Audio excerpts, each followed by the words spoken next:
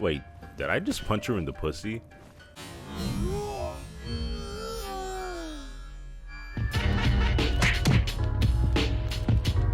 Man, y'all don't know how long I've been waiting for a game like this. As someone that's super into martial art films and fight scenes, finally a chance to play through one interactively. Sure, there's been plenty of hand-to-hand combat games in the past. I mean, beat 'em ups is an entire freaking genre. However, no other game has really taken the task to create a martial arts combat system that's this grounded and realistic. At least, you know, for video game standards. What sucks is that this game is already getting forgotten about, as the devs made the grave mistake of releasing this game the same month as Elden Ring.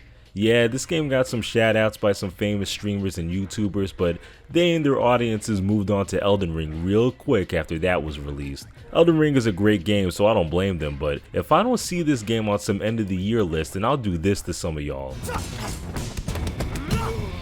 Okay, so before I lay down the premise, let's clear the air on one thing. This motherfucker isn't called Sifu, alright? I keep hearing and seeing people call this guy Sifu, and no, it's just a Chinese word that means master and teacher and shit. This guy isn't Sifu. I think there's a misunderstanding there because this guy goes nameless throughout the entire game. For the sake of making my job easier, I'm just gonna refer to this guy as Man Bun for obvious reasons. So a couple years back, this guy called Yang decided to raid his former martial arts school with 4 other martial artists. They kill all the students and eventually make their way up to the actual Sifu, who regrets teaching Yang martial arts. They have a fight for the ages, but Yang gives Sifu a good old heart punch, which has him biting dust. A kid Man Bun, who's the son of Sifu, sees everything while hiding, but immediately gets discovered by the 5.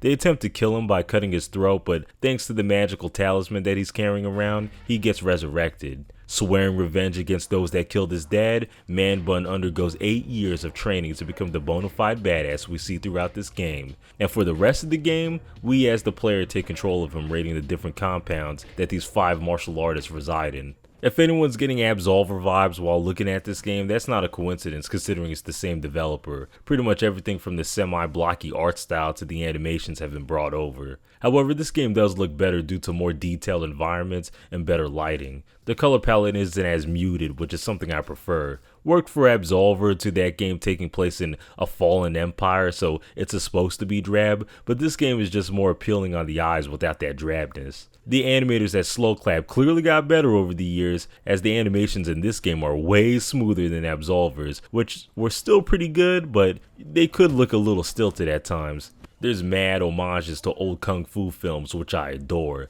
Of course, everyone's peeped the Old Boy reference with the reenactment of that iconic hallway scene, but there's also the eye poke move, which is a reference to Jackie Chan's Drunken Master. The first boss looks strangely identical to the Mad Dog from the Raid. The pit part in the club level is practically the pit from Jet Li's Danny the Dog, and Kuroki's first phase is a visual callback to the classic Lady Snowblood. These are just the ones that I noticed, and there's probably more that I missed, and I love that that's the case. They clearly did their homework, and I'm all for it. But even besides the references, I love the amount of detail that's in the small stuff. Enemies groveling in pain after being knocked down, Man Bun's eyes being locked to whichever enemy's closest, his voice gets more gruff the older he gets. There's no other way. This must be it. There's no other way. This must be it. And probably my favorite thing, destructible environments, or I guess in the case of this game, breakable environments, since only flimsy objects like glass windows, wooden chairs, and small items can be broken. It still adds to the aftermath of a lot of these fights. Along with some light blood splatter, you can tell some shit definitely went down here. Hell, it even adds to the intensity during fights, backed in a corner so you have to jump through glass or over a table filled with a bunch of stuff. I commend the game with destructible environments because I know that shit isn't easy to program, but boy do I love when it's implemented. Only gripe I have visually with this game is the camera. There are some rooms where it just does not work in your favor. Sometimes it's way too zoomed in, and other times it's at a really awkward angle. For a game like this, where you need to react to so much, this just shouldn't happen. The fuck is this mess?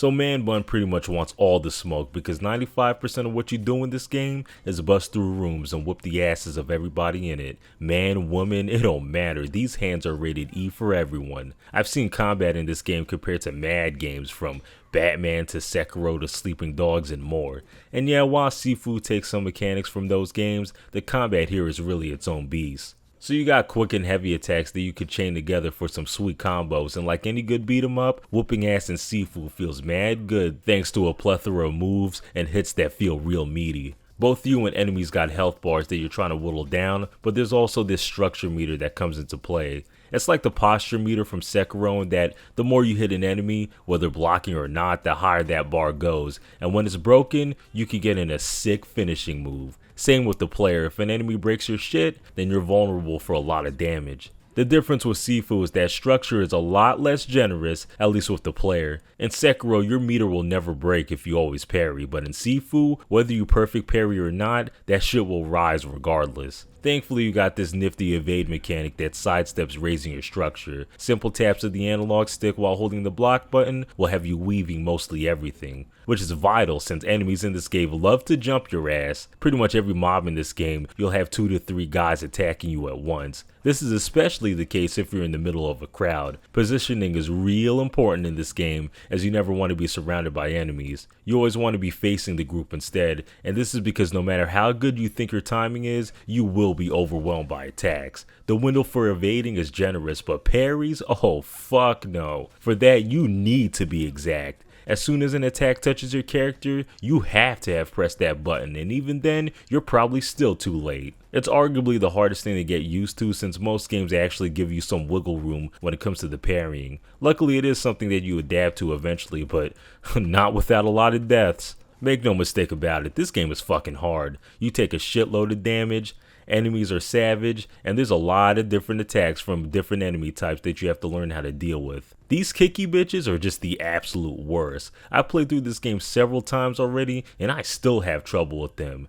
They throw out lows so quickly that I'm just not physically capable of reacting to them. Actually, now that I'm on the subject, the lows in general in this game are pretty damn tricky. And that's because unlike regular evading, you have to specifically tilt the analog stick forward for lows. Maybe I'm just not good enough, but it's pretty damn awkward to go from dodging everything by flicking the analog stick everywhere to being forced to flicking it forward only for lows. Even though that's one aspect of the combat that I don't have down, I do have the other stuff down, and let me tell you, once you have a grasp of all the combat mechanics, this becomes one of the most satisfying combat systems in years. You see, unlike most beat 'em ups, Sifu has a methodical pace to it. It's less about plowing through mobs than it is systematically whittling them down. Enemies won't let you wail on them as even the lowest level guys are guaranteed to counter you after 3 hits. It's a careful balancing act of dodging, parrying, and even baiting guys at the right time. Not being too aggressive, but also not being too much of a punk. Once you got the rhythm, you start to feel like a martial arts god going through these fights barely getting touched. I mentioned the smooth animations, which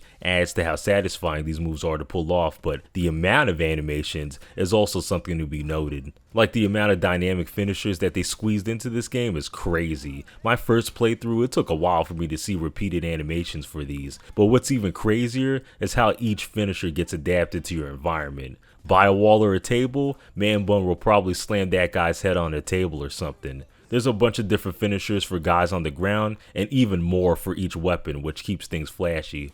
This brings me to probably my favorite thing that this game does, which is how you can utilize your environment around you to win fights. Just because you're a martial artist does not mean you have to fight fair. Ever peep the Jackie Chan movie? That guy uses everything around him, and this game encourages you to do the same. You see bottles on the table? Start chucking them shits at everyone. You see a bat or a pipe on the ground? You better pick that shit up because weapons do mad damage in this game. Got an enemy near a ledge? Why not toss him over and end it all quickly? Hell, you can even use other enemies to take out other enemies by just weaving at the right time. Even though Sifu's a short linear game, things like this keep each encounter fresh and makes replays a blast. There's an air of unpredictability in fights as guys can pick up all the same weapons you can. They can also go Super Saiyan in the middle of a fight.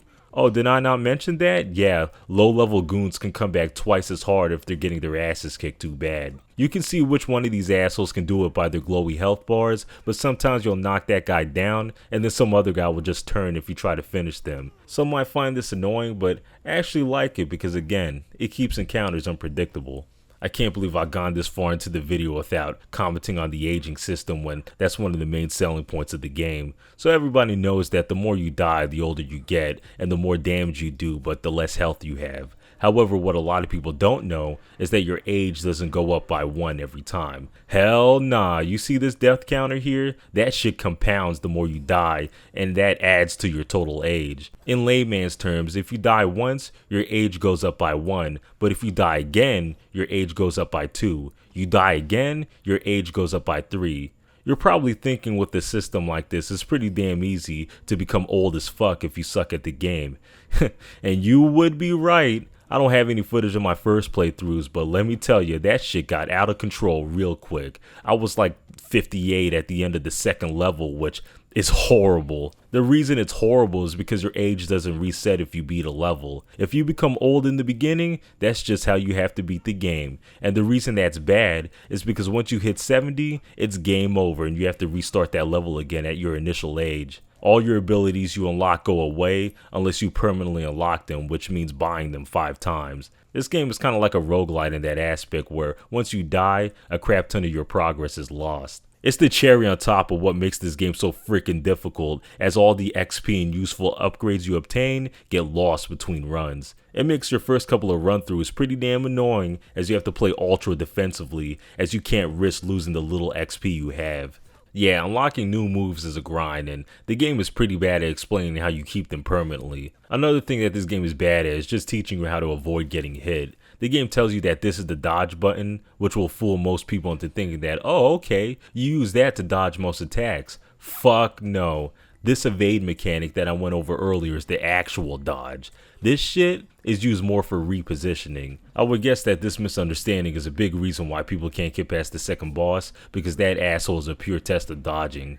Speaking of the bosses, they're all great tests for everything you've learned, and this is when the game really likes to splice in some supernatural stuff, especially with the second phases. It's visually pretty cool how each boss represents the different elements, Farjar being wood, Sean being fire, Kuroki being water, and so forth. Mechanically, I do wish they weren't so damn defensive. It seems like you can't get any hit on them unless you abuse some cheap tactics like the slide trip or sweep kick. I'm willing to admit that maybe I'm just not skilled enough, but every run through I've tried different stuff and these assholes just dodge and block everything. This is especially the case with Yang, the final boss who's pretty much just you but better. It's a little annoying that you can barely get any hits on the guy, but for him, it's a bit of a nitpick since he's actually a great fight. Being the final boss, he's the ultimate test, and man, going back and forth with him is super satisfying. He throws all types of moves at you, and you're expected to do the same back. No cheap tactics either. You can't even grab or focus that man.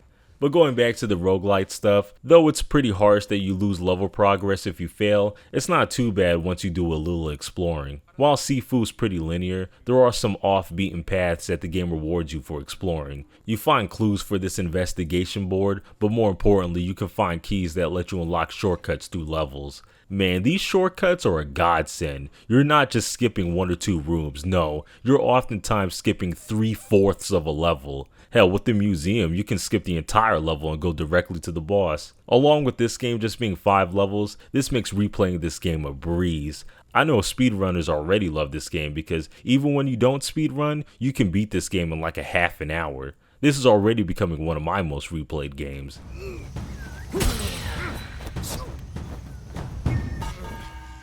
I have spent 8 long years preparing for this.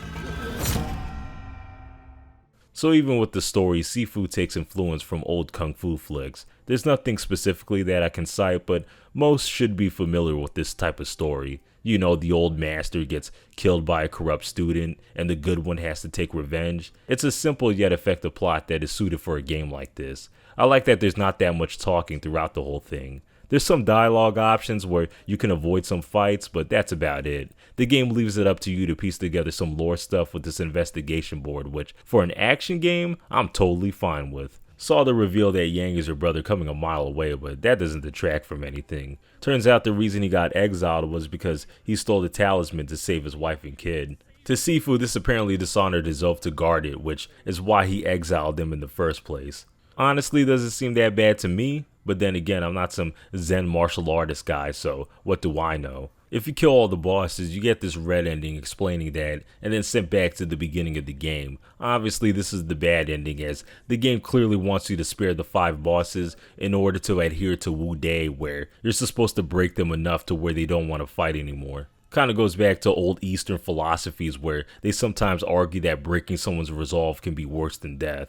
I find it interesting that the further you progress in this game, the more the dojo opens up. I feel like this represents the main character slowly getting over his trauma and opening up himself. What's also pretty interesting is the progression of levels. Notice that levels escalate in socio-economic status. You start out in the squats, which is essentially the slums. You then go to a flashy club, then a lavish museum, to a corporate tower, and then you end the game at the sanctuary, which is a place of enlightenment. When you spare all the bosses, you actually do attain enlightenment and become a Sifu for someone else, which is a pretty damn satisfying ending. So yeah, that's Sifu. Wasn't expecting to talk about this game for this long, especially considering how short it is, but when you can't shut up about a game, then it's probably indicative of its quality. Man, I'm hungry for DLC for this game. I don't know if Sloclaps is going to make some, but this game leaves me wanting more, which is honestly the feeling that most games should leave you with. By my positive tone, you can tell that I fuck with this game, and I recommend it to anyone that's looking for a great action game. Anyway, that's all I gotta say about this. Until next time.